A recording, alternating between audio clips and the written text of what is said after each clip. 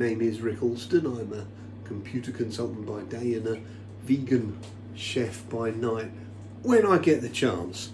And what I'm doing for you today, first time I've done this, so apologies for the little glitches, is I'm making a traditional brown gravy or a brown stock. It's not something we do very often now because of the ridiculous amount of time it takes to make it. But here we are, and let's get on with it. There are two parts to it. We have a liquid component. So we have our carrot tops. That's the green bits that you chop off of your expensive carrots when you're in the supermarket, which we use for making a stock. And I'm adding to that a bouquet garni. Cameraman, if you can sort of focus more on the food than on me, that would be better, thank you. So this is a bouquet garni. I've bought this stuff in nasty little tea bags from supermarkets and learned how to do it properly by watching Raymond Blanc. And this has got a bit of cinnamon bark. I think in Raymond Blanc's example, he used a cinnamon stick, some bay leaves from outside. Of course, any of these herbs that you can grow yourself, all the better. A lot of tarragon, a bit of dill, a little bit of rosemary, and maybe too much sage, because and bay leaves here, of course, because you've got to go easy on your strong flavours, or they'll eclipse the milder ones. But what we're looking for here is complexity. So that's all tied up, and that can just pop in there. And that's going to want to stick in there for quite a long time. I'm minimum 20 minutes. And we're going to simmer. Now, with all cooking, you've got some risks of getting bitterness out of food, so a bit of trial and error here. I can't give you bang on the money information because I'm an amateur cook. I've been a vegan for over 30 years, so I've done a bit of this. So right, on to our veg, the veg part, second part.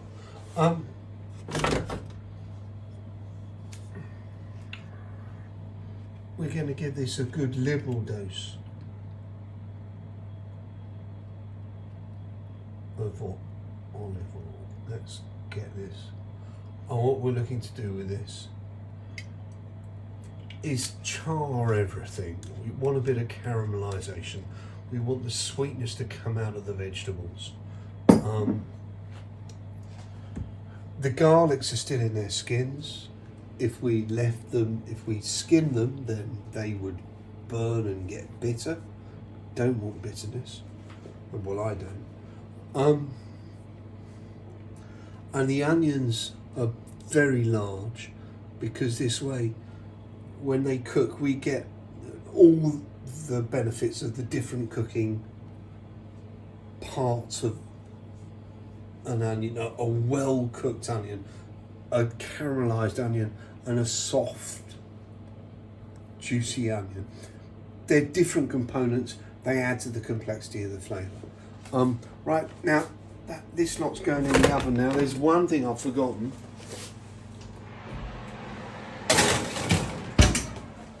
And that's the cheat, which is a bit of an expensive stock powder.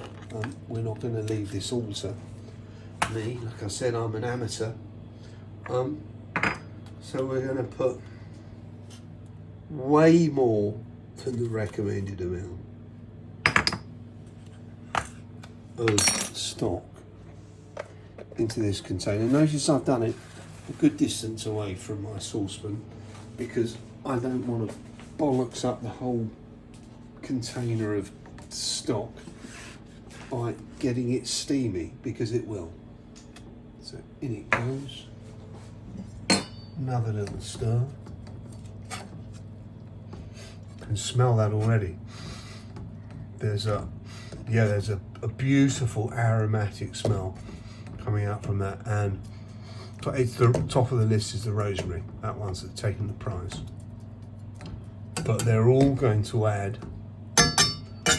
to a beautiful deep flavour. Okay, right, that's it. That's it for now. We're going to come back 20 minutes later after our slightly shifty oven hasn't totally charred our product, and we'll just have to start again from scratch on another day. Thank you. Okay, we're back out. We're going to take out our charring veg, and they are charring beautifully. Look at that. That's the sort of caramelisation we're looking for. There's plenty of the Italian Frantio olive oil on it. As you want, it's important to get a good olive oil. And now we need a bit of booze. I've got a load of Nolly Pratt left over. It's I'd say it's the best vermouth you can get on the market. If you haven't got a vermouth, use a sherry. If you've got money in the bank, stick a 30 quid bottle of Sauternes in it. Although I wonder that the Sauternes might be a bit sweet, because we're adding a lot of caramel to this already. So we're going to break this up a bit, especially our carrots, because what we're looking to do is get the flavour out of these components. And now they're cooked, and I've got a bit of booze in them. Go careful with these.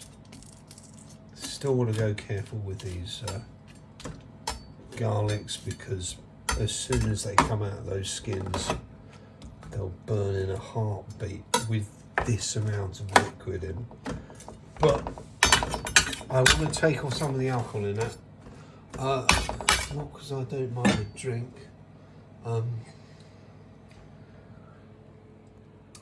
To the memory of,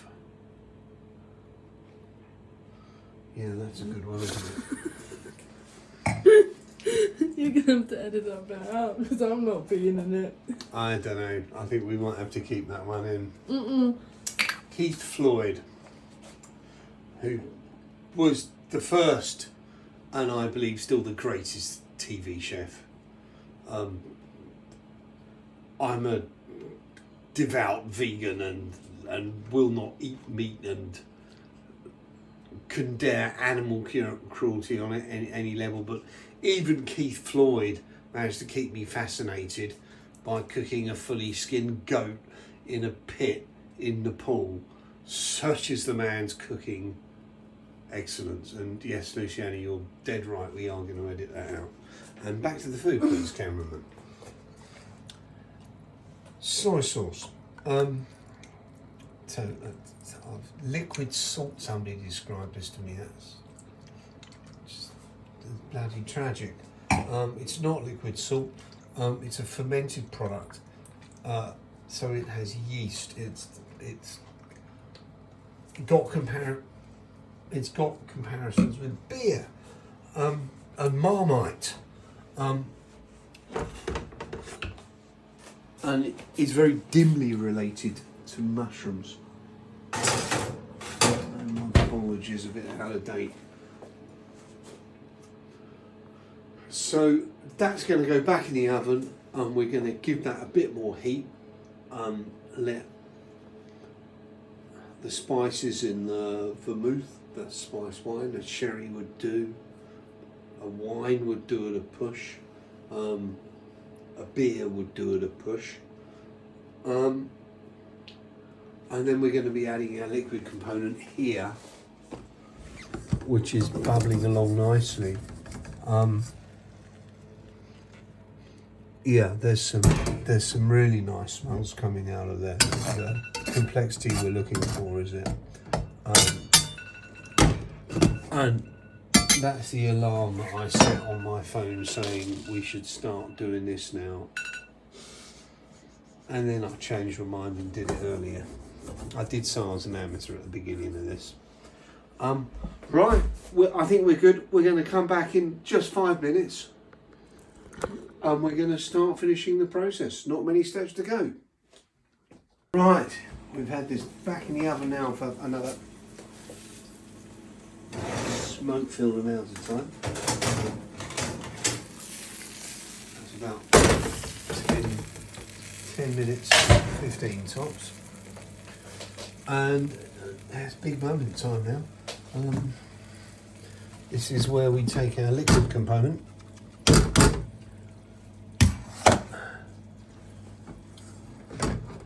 and we combine it with our veg component. So you can see the brown in that already. So you can see that lovely stock coming out with it. We're going to let any of this go to waste. We're going to let that drip through the sink there like that. However, this lot, this is far from done with. So this is your regular potato masher. What we're looking to do, don't have to worry about these garlic skins anymore because it's all under liquid. Whoops. Thank you for the hilarity, cameraman. I'm sure the audience can provide that on their own. So we're squeezing the flavour out of these components. Take a little bit of time. Not that long. A lot of the work, really all of the work, has been done by the liquid, and we're going to finish off that by putting it back in the oven for not long, just another 5 minutes or 10 minutes, because it appears not just our oven but our grill has failed, and while the grill won't work, the oven will only operate on maximum temperature. So here we go, little shelf, all the difference that's going to make, and here we are at the last stage, almost last stage. Do be careful when you're taking this tray out of the oven, which is full of liquid and high, not to spill it, because I did earlier on. It's damn easy to do. So here we go, a little bit more of this. Watch your fingers, obviously.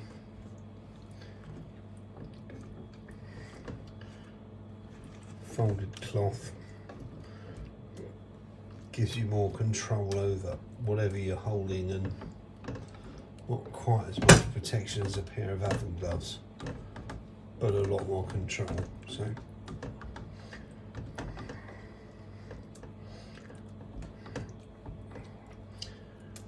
I think we're almost there.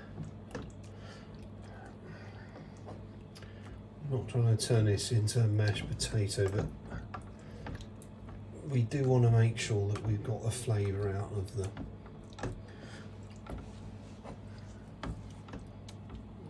lumps which don't belong in this gravy.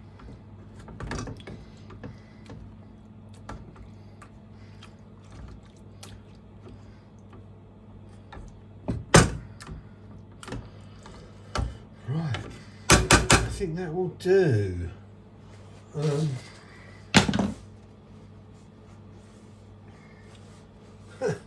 After slagging off oven gloves, decided I'm not prepared to risk my fingers on that, and I'm going to pick this up.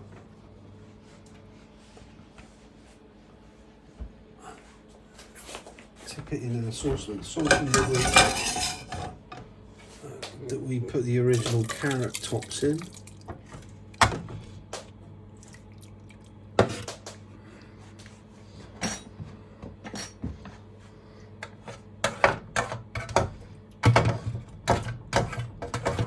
Everything out of this.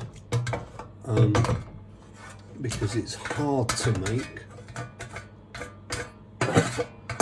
and if you use organic vegetables and you use organic from the shop, then it's bloody expensive as well, because we're not going to see a lot of food come out of this.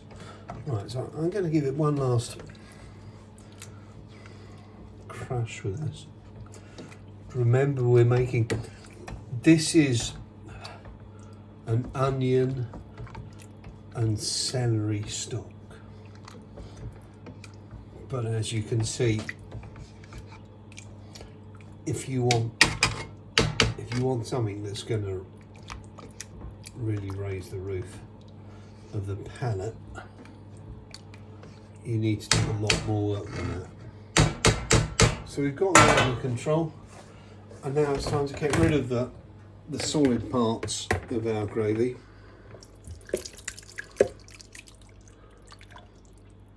And shove them in the sieve. Now, we're not making a, excuse me, cameraman, thank you.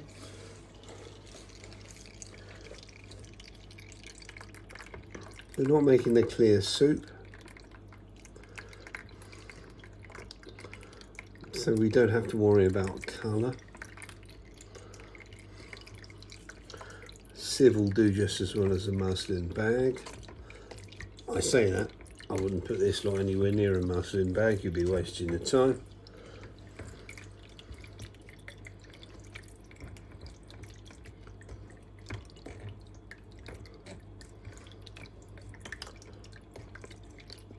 But here it comes, our brown gravy.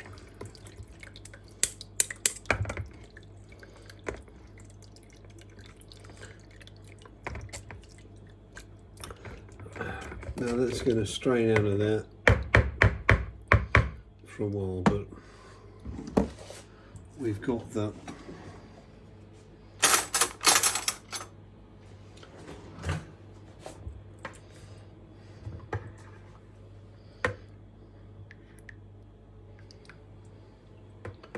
We've got the detail of it, and you can see in the spoon, it's a gravy of a traditional style. It doesn't have the corn flour thickening. It's flavour to use to complement whatever it is you're eating. And now I'm going to try not to burn my face.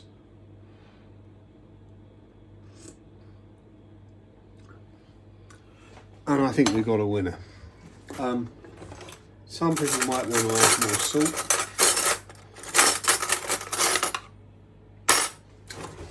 And it's something that Keith Floyd did, rarely and occasionally,